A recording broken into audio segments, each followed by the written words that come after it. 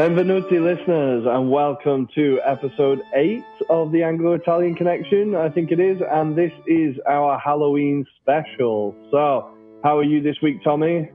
I'm doing great, except the fact that I'm self-isolating at home because I was with a person who tested positive for COVID, and I have my test tomorrow morning.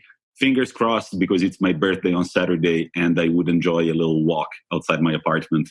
That would be a nice treat, right? It would be a nice treat. So, yeah, listeners, that explains why we might sound a bit different this week. We're trying things in a new way.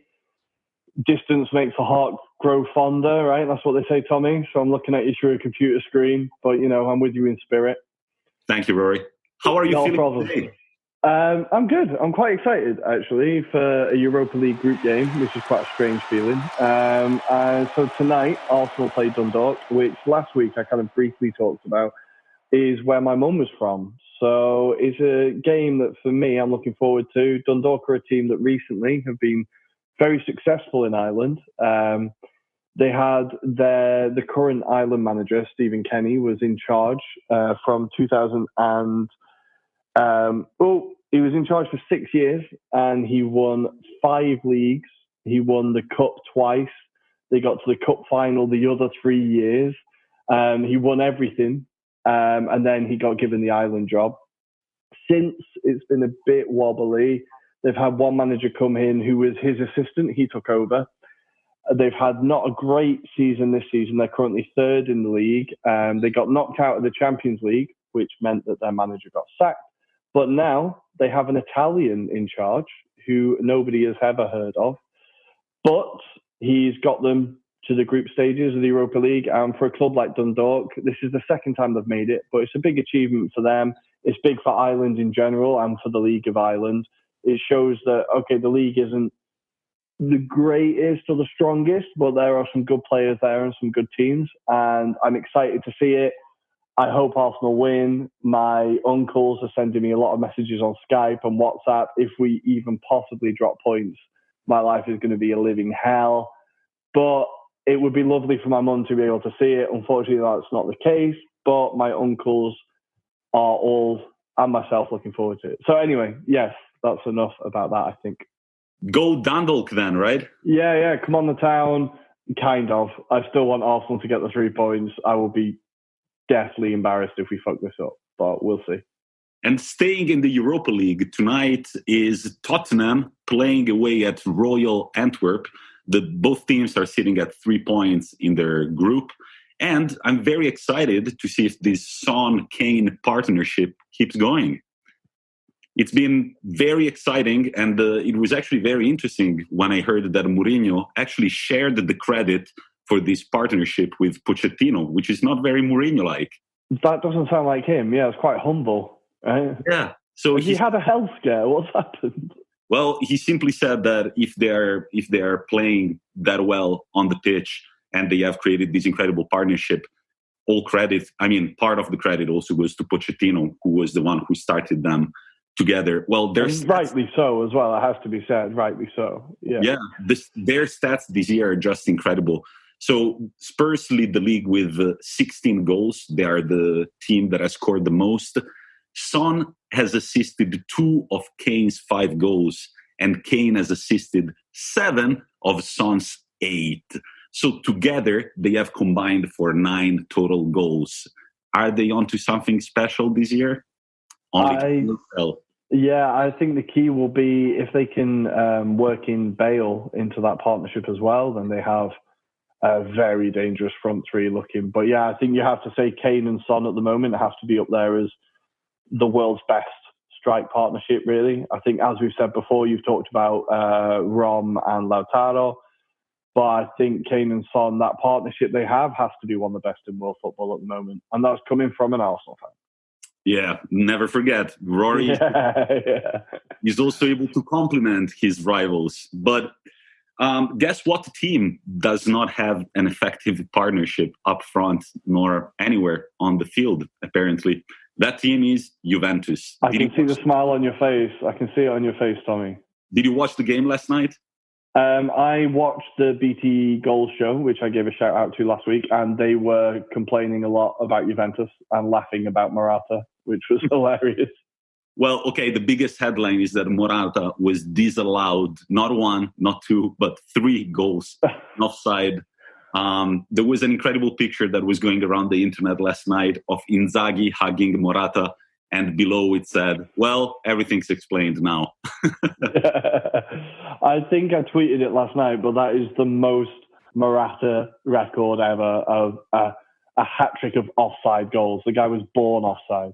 So if it wasn't for the game that they were awarded a 3-0 win against Napoli, Juventus, in their last 5 games, they've managed to win only 1. They've drawn 3 and they've lost 1. Their first of the season last night to Barcelona. But honestly, if you watch the game, it could have easily ended 8-0 for Barcelona, Messi, and his boys. So the overall feeling at Juventus for me is that, and I'm not a Juventus fan, as you all know, is that this rebuilding process that we had forecasted is actually much more of a transition that people were expecting. Mm-hmm. And looking at Juventus play, the only part of the pitch where they look pretty much solid is defense, while the rest is nowhere to be found. And this brings us also to the fact, so last night it almost felt like a glimpse into Juve's future one day without Ronaldo. The only transition they've really done is in defense, bringing in De Ligt and Demiral, who are going to substitute Bonucci and Chiellini for years to come. But what about the left and the right back? What about the central midfielders? So last night, Arthur played only the final minutes of the game, but Pjanic had a great game, right? Incredible game. So it was kind of funny when I was thinking, who would Juventus need right now? And the answer was someone like Pjanic. Oh, there he is. Yeah. So there are lots of offensive options as well, but it just doesn't feel enough Juve-like. So we will see where Pirlo takes the boys. From what I've seen, the only player who's impressed me, and I'm not just saying this because I have him in fantasy, but the only player I've seen who's impressive has been Kulusevski. Has been the only player where I'm like, wow, that guy's lively. He looks like there's something about him. The rest of the team, from the brief moments I've seen of Juventus, just look a bit lost. From anyone who's looked at Pirlo's dissertation, maybe we're not massively surprised that they look a bit lost with like written in Comic Sans and stuff. But I think it's nice to hear that maybe Juventus are struggling a little bit. I think it's nice to hear. Fingers crossed, but just one last thing about Juve. You said Kulusevski is the only one who looks lively, and actually every Juventus player was looking for Kulusevski last night, but at the same time, he's very young. He doesn't have that great of an experience. That's a lot of responsibility to take on his shoulders. It is. He's only had 1 full season with Parma, and suddenly he's become the focal point of like the league leaders. It seems a lot very quickly. But yeah, it seems like Juventus, they've got financial problems off the pitch now because of the Ronaldo deal. Maybe there's going to be a change in tide, but I think Juve will probably still walk to the league. Sorry, Tommy. No, I don't know. Well, we will see. But let's talk about the other team that was involved last night, Barcelona, right? Let's do it. So Bartomeu, the Messi's eternal enemy, leaked or released the news that he's stepping down the night before their game. I think he was trying to maybe steal the headlines. I'm not sure. There's a lot of politics going on there. But anyway, he has announced that him and the board are stepping down from Barcelona. So Messi has got another victory in his pocket that he can put on in his trophy cabinet that he has defeated Bartomeu. So he's stepping down. The board have gone, and there are going to be new elections in March next year. Now, there are 2 people who are amongst the favourites to replace him. One of them will be a familiar name in Joan Laporta. I don't know if you remember him. Yep. He was in charge from 2003 till 2010. In his tenure, they won 4 La Ligas, 1 Copa del Rey, 2 Champions Leagues, a Super Cup, and a Club World Cup. One of those Champions Leagues, of course, coming against Arsenal. But he was the guy who brought in the players like Ronaldinho, And his theme or his idea, if he gets in, is to bring back Guardiola. Obviously, with his contract running out, this is something that we may be coming back to shortly. So he is one of the names who's putting his name forward. And the other one is a guy who I had to Google today, Victor Fonte. He is a businessman from Catalonia, a media mogul. He has also put his name forward, and his idea is also to bring back Guardiola. But he, again, wants to bring in Xavi in some form of the management. He wants to bring back Iniesta, Puyol. So he's getting the whole band back together. That seems to be his platform. But it'll be interesting to see who gets voted in. Barcelona are obviously quite an individually kind of styled run club. I saw that Bartomeu had around 20,000 votes of no confidence that were coming, that's why he stepped down before this vote of confidence, because I think it was probably more embarrassing. So, yeah, a club that are in turmoil, and I feel bad for Koeman, right? Who knows what's going to happen to Ronald Koeman? He's only been in the job for 2 months. But where does this leave City? So if Guardiola were to go back to Barcelona, where does this leave City? Well, I think it's an interesting one because we know that Guardiola, between Barcelona and Bayern Munich, he took a year off. He always said that between jobs, he does like a kind of sabbatical because he's such an intense guy. I think he likes to have a bit of a break. So it would be strange to see if he would go back to Barcelona for one, or if he would go back to Barcelona straight off the back of City. I think it's fairly well known that the owners at City would give him a 10-year contract. They're perfectly happy with him. So I think he can be there as long as he likes. So it's very much down to him. And who can predict what Guardiola's going to do? We can't even predict what formation he's going to play in the semi-final. How do we know what decisions he's going to make with his career?